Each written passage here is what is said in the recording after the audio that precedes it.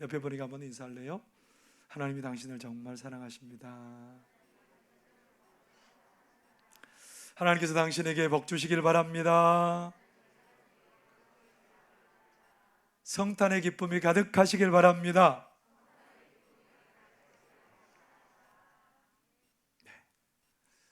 우리 주님 여러분 너무너무 사랑하십니다. 힘내세요. 하나님 사랑하는데 겁낼 게 없잖아요. 겁낼 게 없죠. 시인이자 독립운동가로 일제강점기를 살면서 17번이나 감옥에 들어갈 수밖에 없었던 이육사라는 시인이 있습니다. 이육사 시인이 그렇게 일제강점기하에 태어나서 살다가 광복을 보지 못하고 한 해 먼저 그렇게 떠났습니다. 그가 마음을 담아서 지은 시 광야라는 시가 있어요. 앞에 한번 보실래요? 광야라는 시가 이렇습니다. 까마득한 날에 하늘이 처음 열리고 어디 달구는 소리가 들렸으랴. 모든 산맥들이 바다를 연모해 휘달릴 때도 차마 이곳을 범하던 못하였으리라. 끊임없는 광음을 부지런한 계절이 피어선지고 큰 강물이 비로소 길을 열었다. 지금 눈 나리고 매와 향기 홀로 아득하니 내 여기 가난한 노래씨를 뿌려라. 다시 천고의 뒤에 백마 타고 오는 초인이 있어 이 광야에서 목 놓아 부르게 하리라. 얼마나 애탔을까요? 암울한 그 기간 동안 나라의 독립이 빨리 오기를 바라면서 얼마나 가슴 졸이며 살았을까요? 그가 애타게 기다린 것 하나밖에 없잖아요. 조국의 독립이죠. 그 독립을 가져올 그 초인 언제 오려나 애타게 기다리지요. 오늘 성탄 예배에 나온 우리 성도님들은 무슨 기다림을 갖고 있습니까? 뭘 기다리고 있습니까? 우리의 기다림은 얼마나 간절한 기다림입니까? 학수고대라는 말이죠. 학이 머리를 길게 빼고 그렇게 애타게 기다리는 모습, 이거 학수고대라는 말이 목을 학이 길게 빼고 기다리는 모습을 일컬어서 학수고대라고 말해요. 여러분 목을 길게 내빼면서 기다려 보신 적이 있습니까? 애타게 뭔가를 기다려 보신 적이 있습니까? 이번에 카타르에서 월드컵이 열렸죠. 가슴 졸이며 보았습니다. 우루과이라는 월드컵에서 강대국이죠. 강한 나라죠. 그런데 첫 단추를 잘 꿰었습니다. 우리나라가 비겼죠. 야, 축구를 잘하는 우루과이하고 비겼어요. 잘했습니다. 이제 그 다음 상대는 가나는 꼭 이겨야 돼요. 근데 2대3으로 패했습니다. 옛날처럼 또 탈락이구나 그렇게 생각을 하고 있었는데 포르투갈과 경기가 있는 거예요. 포르투갈이 우리나라보다 훨씬 더 공을 잘 차거든요. 근데 이겼어요.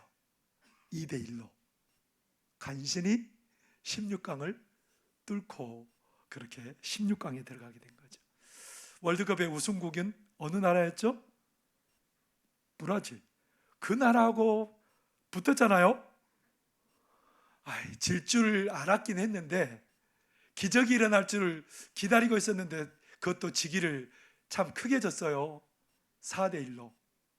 그래서 저는 마음속으로 빌었습니다. 브라질이 우승해라. 그래야 우리가 징계 보상받는 거잖아요.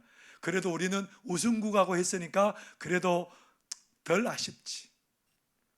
근데 브라질이 우승 안 했어요.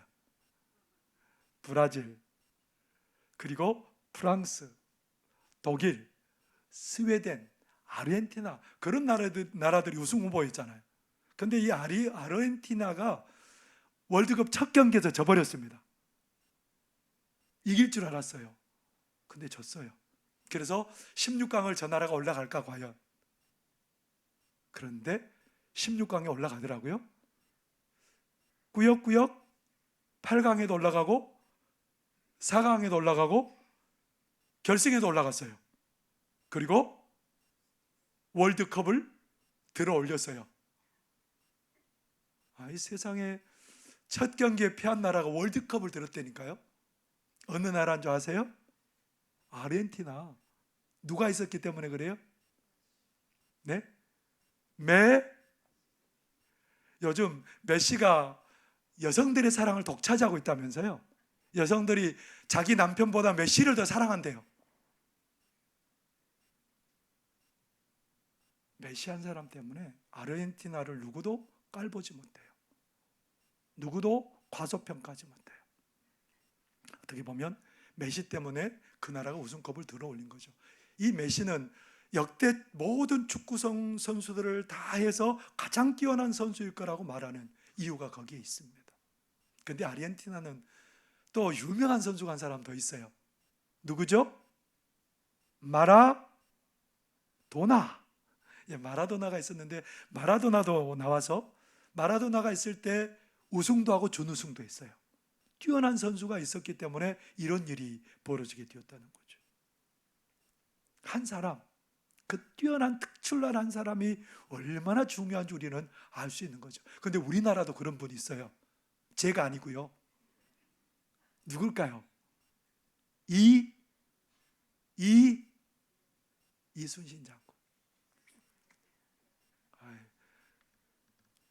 하니까 여러분 무슨 생각하셨어요? 여러분 이순신 장군이 정말 우리나라 육상에서는 계속해서 막 연패를 당하잖아요. 고전을 면치 못하잖아요. 그런데 바다에서는 이깁니다. 놀라운 일이 벌어지죠. 한산대첩 기억하세요? 적의 군함을 100척 가까이 그냥 바다에다가 수장시켜 버렸답니다. 한 척도 아니고 10척도 아니고 100척 가까이 되는 적의 군함을, 여러분 이거 아무도 안 놀래는데요, 엄청난 일이에요 이게. 그런 이순신 장군을 감옥에 가둬버렸다니까요. 그러다가 감옥에서 다시 나와서 복직이 됐는데 군함이 몇 척밖에 없었냐면 몇 척이요? 120척도 아니고 12척입니다.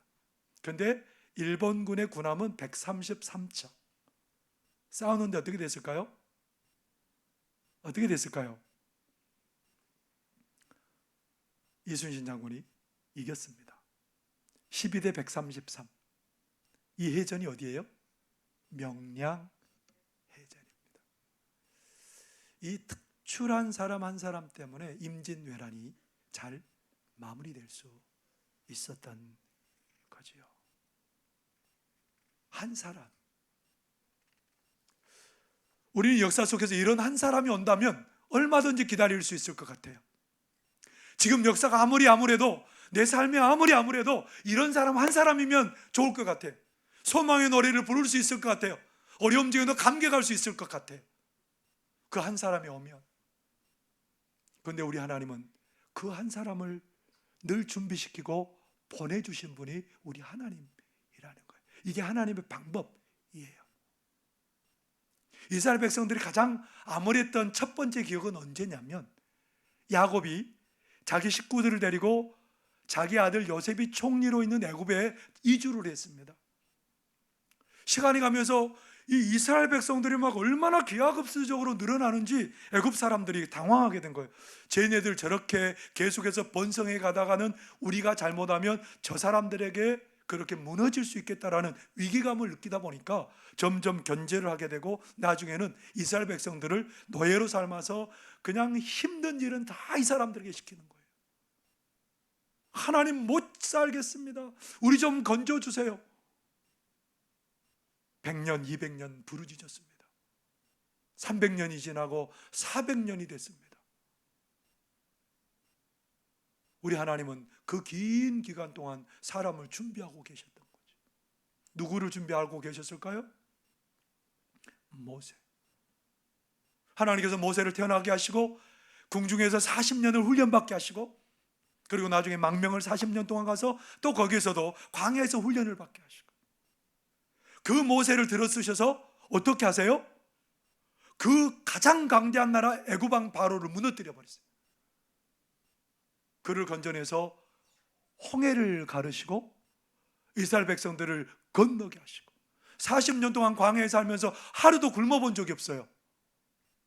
200만 명이나 되는데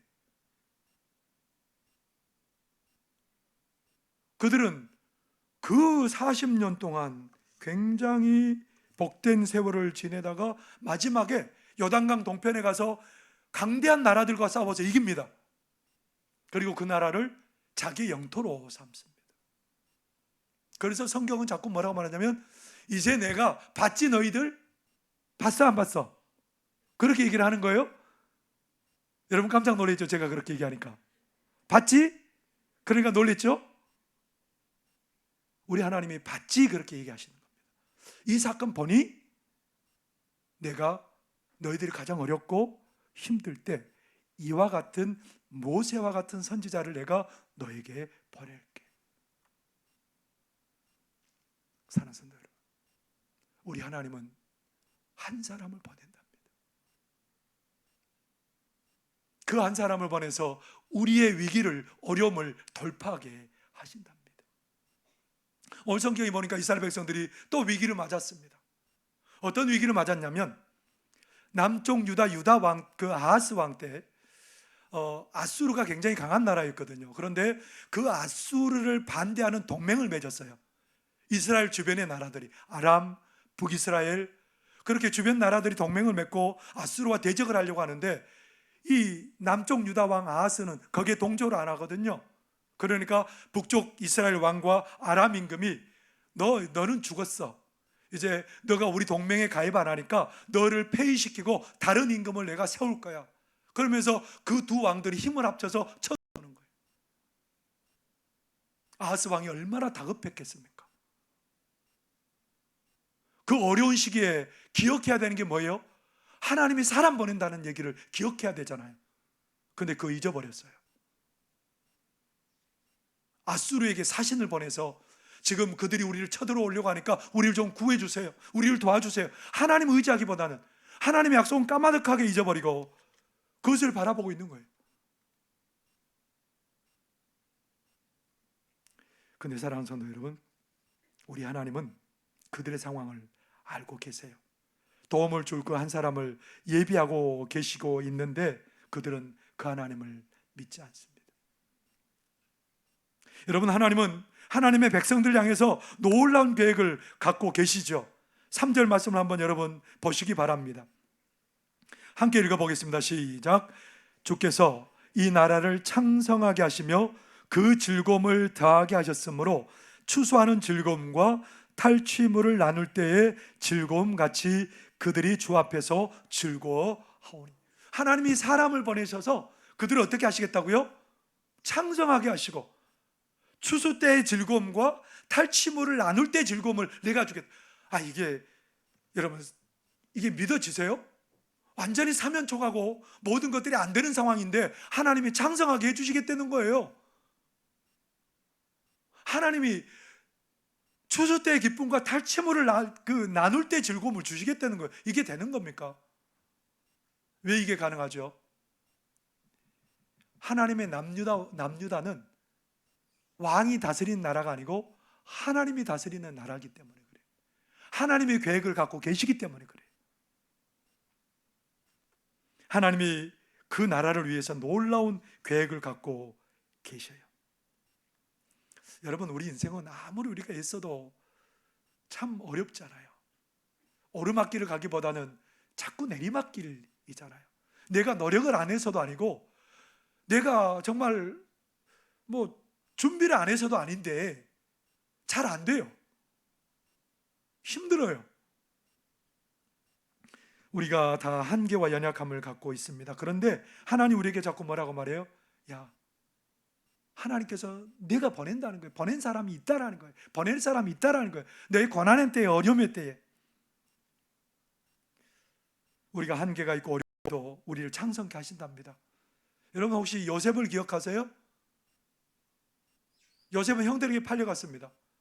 언어도 되지 않는 애굽의 나라에, 다른 나라에 노예로 팔려갔잖아요. 그 사람의 인생은 끝장이잖아요, 이제.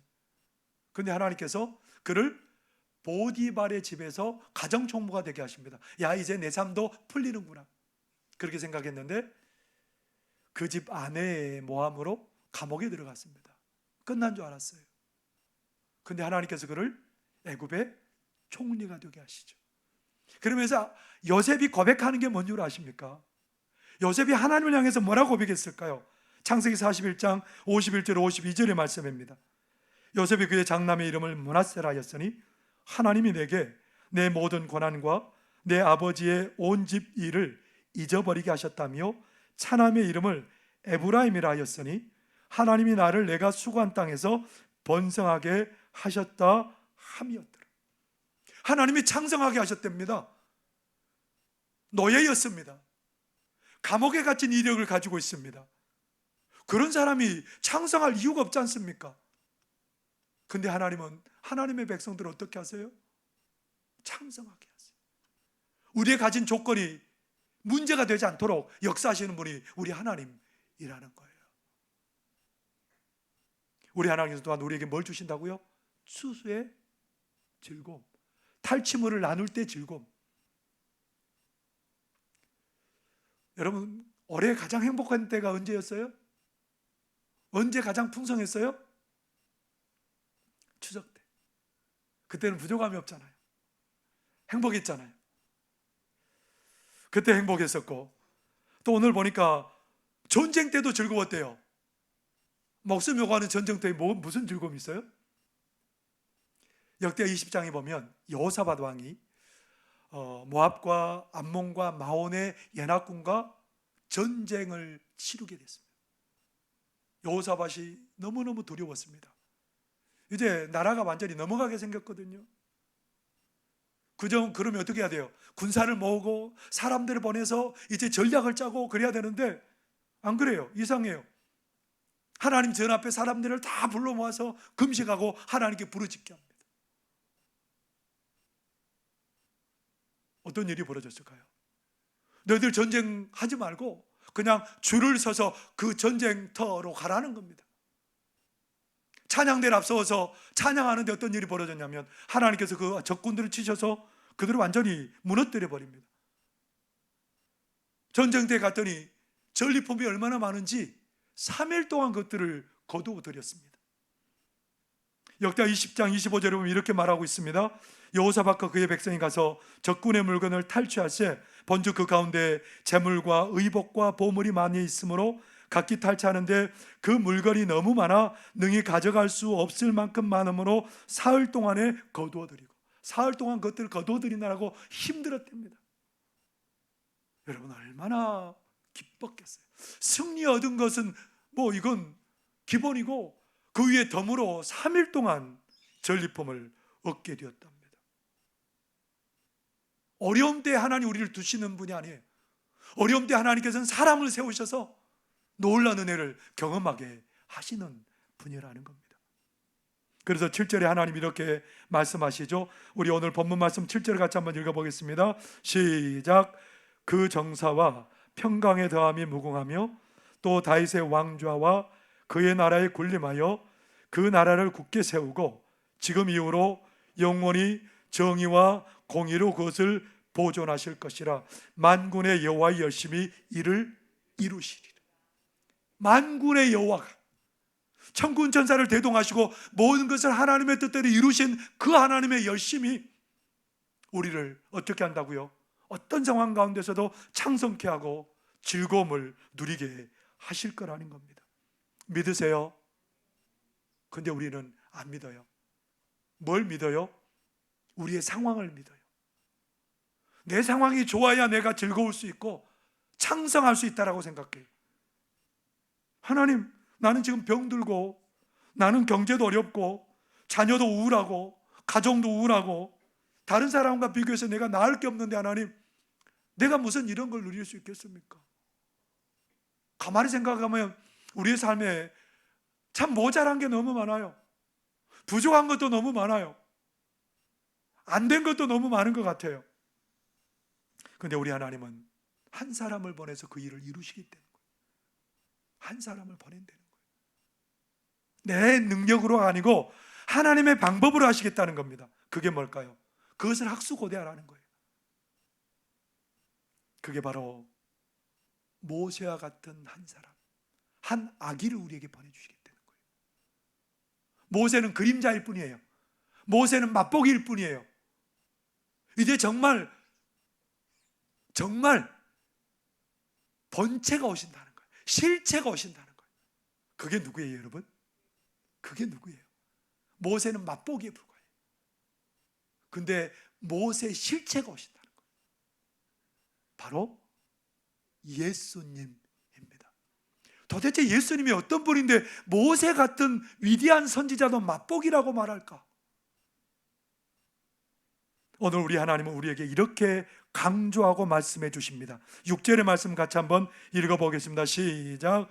이는 한 아기가 우리에게 낳고 한 아들을 우리에게 보내주심 되었는데 그의 어깨에는 정사를 메었고 그의 이름은 기묘자라 모사라 전능하신 하나님이라 영존하시는 아버지라 평강의 왕이라 할 것임이라. 여러분, 이것은 계속해서 여러분들이 기억하고 계셔야 돼요.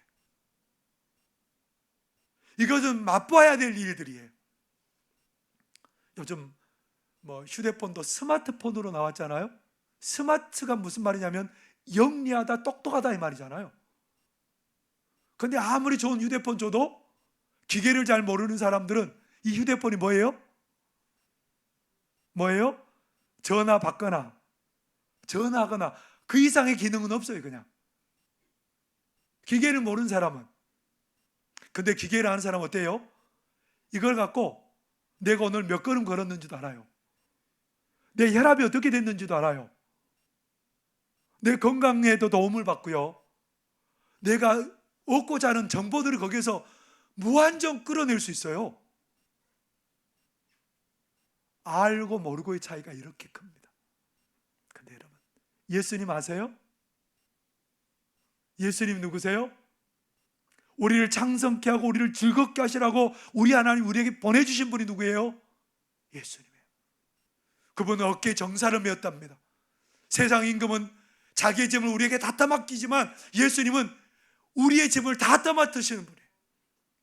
탁월한 능력과 성실함과 지혜로 우리를 이끌어 주시는 분이 누구냐면 예수님이라는 거예요. 그 예수님은 우리에게 어떤 자로 오신다고요? 기묘하다. 우리나라 말 참 어려워요. 기묘하다 무슨 말이에요?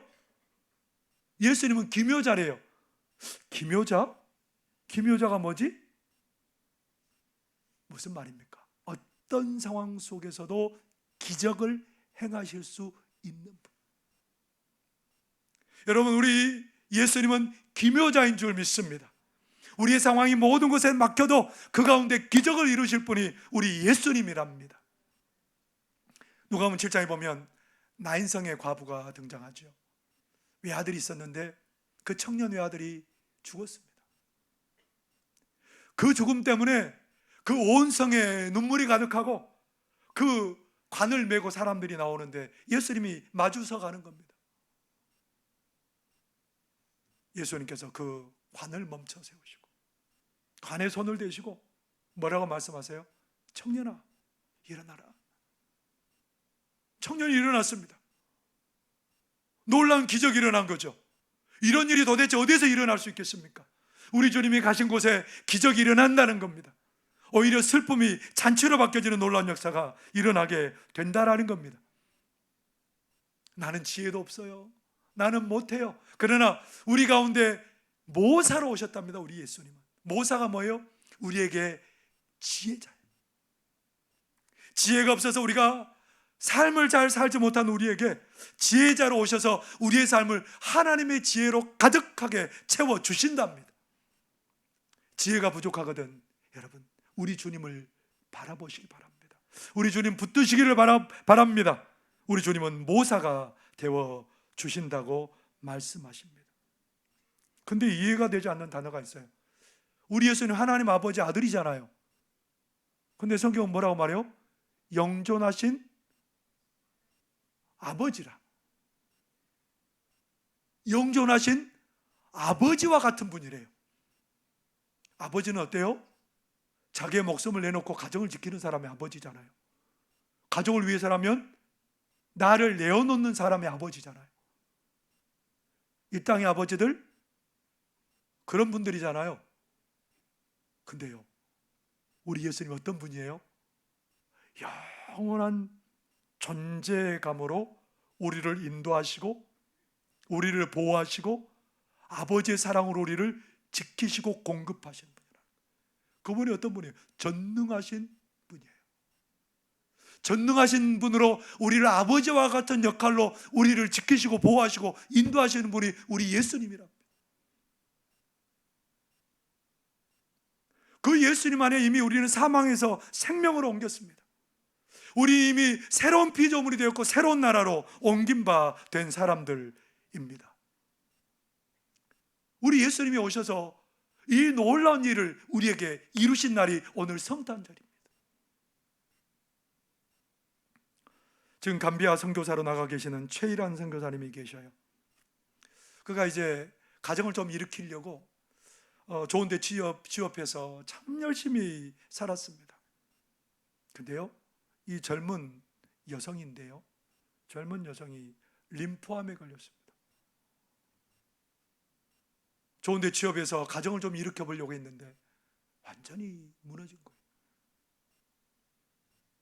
모든 희망을 잃고 무력해진 자신을 보면서 너무너무 괴로워하고 있는데 그때 누구를 만나게 됐냐면 예수님을 믿게 되었습니다. 그때 예수님을 믿었는데 얼마나 마음이 편안한지 그 예수님을 자기도 모르게 전하고 있습니다. 그런데 어떤 일이 벌어졌냐면 이분이 그 병에서 놓여놨어요. 그래서 그 기쁨이 너무 커서 나는 이제 이 복음을 전하겠다고 목회 길을 들었었습니다. 자기와 함께 예수님을 믿은 동생은 몽골의 선교사로 나가게 되었고 본인도 서부 아프리카 감비아의 선교사로 나가게 되었습니다. 선교사 나갔는데 선교 어려움이 많잖아요. 그 여러 간 나라에서. 이 코로나 시국에 7살 난 아들이 코로나에 걸려서 심각한 후유증을 앓고 있었답니다. 그런데 그런 과정에서도 하나님의 영존하신 예수님의 영존하신 아버지 되심을 믿는 거예요. 이 일들을 통해서 우리 주님이 지켜주시고 은혜 베풀어 주시고 내 삶에 이미 그런 은혜를 주셨기에 그런 은혜를 베풀어 주실 것을 또 믿는 거예요. 얼마 되지 않았는데 부활절에 가정 예배를 드리는데 그곳 아이들이 2명이 온 거예요.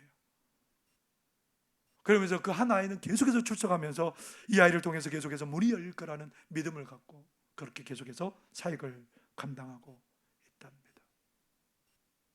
여러분, 우리의 삶에는 하나님이 가져오신 창성함과 즐거움과 소망이 가득한 우리의 삶입니다. 누구 때문에요? 예수님 때문에. 오늘 그 예수님은 우리에게 어떤 분으로 오셨어요? 기묘자요, 모사요, 전능하신 하나님이시요 영존하신 아버지시고 평강의 왕으로 우리 가운데 오신 줄 믿습니다. 그 주님 때문에 우리의 삶은 풍성해질 줄 믿습니다. 그 주님 때문에 흑암에서 벗어날 줄 믿습니다. 우리의 위기 때마다, 우리의 삶에 앞에 가림돌이 있을 때마다, 걸림돌이 있을 때마다 그 주님 오셔서 우리의 삶에 하나님이 정한 그 한 사람으로 우리의 삶을 복되게 인도하실 줄 믿습니다. 그 소망이 이 성탄절에 더 깊어지고 그 믿음이 더 강해지는 저와 여러분의 삶이 되시기를 바랍니다. 기도하겠습니다. 사랑하는 하나님 아버지, 고맙고 감사합니다. 우리 주님 그 한 분으로 오셔서 우리에게 창성함이 되어주시고 즐거움이 되어주시고 능력이 되어주시고 기적이 되어주시고 우리의 삶을 복되게 아름답게 만들어 가실 줄 믿습니다. 그 주님 이 땅에 오셔서 우리와 영원히 임마누엘에 동행하시고 우리를 인도하시고 보호하실 것을 믿습니다. 그 충만한 기쁨이 우리 가운데 가득하도록 도와 주옵소서. 예수님 이름으로 기도하옵나이다. 아멘.